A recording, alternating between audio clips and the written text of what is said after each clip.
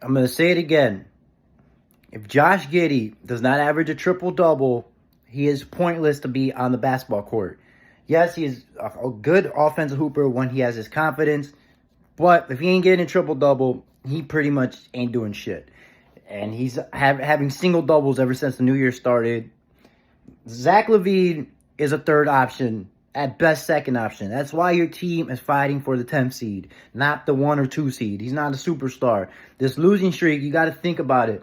Zion returned for the Pelicans. What happened? The Pelicans beat them. Why? Because Zion was the best player on the court. He had only 20-something points, but dude, he was a force. You had to know where he was at. He was grabbing boards. And then the development in Trey Murphy that should have been Patrick Williams or any Bulls player pretty much. That's what a developed player that is done right actually looks like. So they had the two best players. That's why they lost to the Pelicans. You lost to the Hawks because they wanted it more. They are bench guys that want to play, that want to show the coach why they should play. That's why they beat the Bulls. I guess just to summarize it. And like I said, there's too many guards on the Chicago Bulls team. This deadline needs to be active. They got to get rid of one of these guards. This is the highest you're probably going to have Vooch, especially Zach LaVine, value. You got to get rid of him. It's time for a full rebuild. It's time to let Buzelis start at the small forward and see what this dude can do for 20, 30 minutes. It's time to see or trade Patrick Williams because he's not going to be a star. He's a role player, 10, 15 minutes maybe at best. Or get rid of Vooch, get rid of Zach. Let's see what you could do for 30 minutes. You're going to get the ball and run the play. Because you can't fully blame Patrick Williams because he had to switch his roles a lot of times.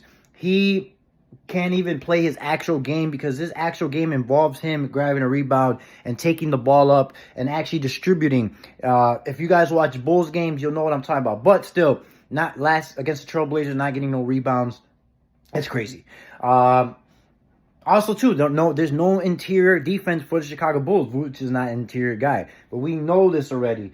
Scoot Henderson is playing better. The Trailblazers beat them because that's a well-coached team that's young. And Scoot is actually figuring it out. He had fucking 8 assists and 7 rebounds and 20-something points.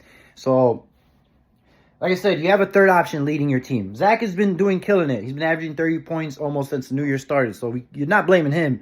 But it just sucks. It looks like this team is finally gave up. And it's crazy because before you lost by 1 point to a hot Sacramento team. You beat the Knicks on D Rose night. I do want to say, though, on D Rose night, it was the New York Knicks versus the city of Chicago and the aura of Derrick Rose. So that's probably why the Bulls really won. The energy was just too powerful for the New York Knicks. Obviously the Bulls did play good basketball, though.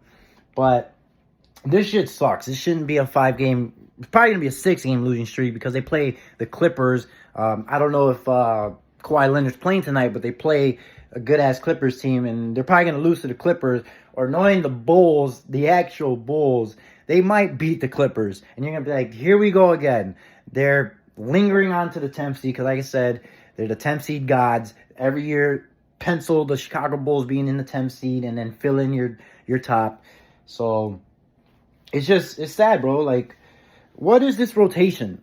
I'm tired of it. Look, man, like, I'm just so pissed. Like, this is an unnecessary losing streak. But also, I'm glad it's happening by the trade deadline because it's time we move on. Like I said, there's enough pieces that if you ask me right now who I'm keeping Buzelis. I'm keeping Ayo DeSumo because I also think he needs to get a chance to be like, yo, let's see what you could do if you get 20 shots a game. And same thing with Kobe White, because I said last year, Kobe White's the best player on our team. He's the number one option. He could take 20 or 30 shots. But you can't do that when you have Vooch and Zach and other guys that need to take shots. You just can't. It's just hard to win basketball games when you have different guys not averaging what they need to average. You can't have Kobe White take 10 shots one game and then 30 shots in that. It just doesn't work like that. Good teams do not work like that. And especially, like I said, when you don't have a star. LaMelo Ball is just hurt, but he's a star. As much hate as Zion gets, he's hurt, but he is a star. You saw it when he played. And it sucks that they're not even gonna be in this Cooper Flag sweepstakes because it's probably too late, So we just need to get into this development mode. I think Buzelis could be good, man, and we need to see what he could do. You know, and I sound all over the place because I'm just tired of this BS. Billy Donovan, look, man, I get it. Continuity. You want to show that you're not firing coaches. You want to show that you keep players. You're loyal. The front office. I get that. But now we've gone too loyal, too far. It's time that moves need to finally be made. Vooch needs to be gone, you know. And I was like, yo, we should keep Zach. I do see a world where we have a third option in Zach and we could bring a guy. No, get him. Let's go.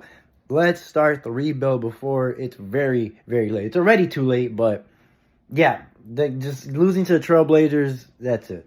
Let me know what you guys think. And then, like I said, Josh Giddey, just confidence, I don't know where it's at, but if he doesn't get a triple-double, like I said, then what's the point? And OKC or Sam Presti does not trade players for nothing. If he traded Josh Giddey, it was for a clear reason. Obviously because SGA, it was his time, but he would have not got rid of Josh Giddey if he knew there was something in Josh Giddey. He saw something in the playoffs that I even saw with Josh Giddey when he was getting shut down and on the bench, is that he can't score and he can't play defense. He could just pass. And he's 6'8", but he's young. There's still hope. You guys let me know what you guys think. Peace.